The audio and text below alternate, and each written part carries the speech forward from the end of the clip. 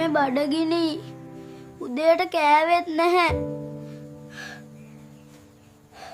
උඹට බත් අම්බන්න මට වෙලාව නැහැ. පාන් කැල්ලක් තියෙනවා. මොනා හරි හදන් කාපන්.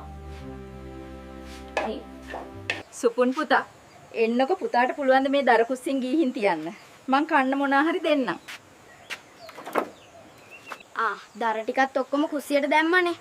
මේ බත් එක කන්න කාලා මිදුලත් අතු ගාලා ගෙදර යන්න.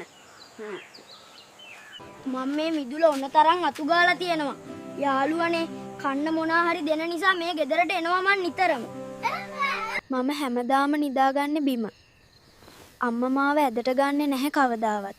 ගොඩක් දවස්වලට අම්මා ගෙදරත් නැහැ.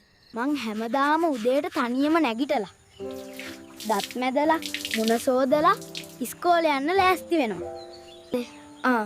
මේ රුපියල් 10 අරන් ගිහින් කැන්ටිමෙන් මොනා හරි කාපන්. යාළුවනේ අද මට අම්මා සල්ලි දුන්නා කැන්ටිමෙන් මොනා හරි කන්න කියලා. මට අද නම් හරිම සතුටුයි. ඔයාලා බලනවා ඇති නේද මම මේ පොතේ දින ලකුණු කරන්නේ ඇයි කියලා. ඒකට ලොකු හේතුවක් තියෙනවා. මගේ තාත්තා රට ගියා.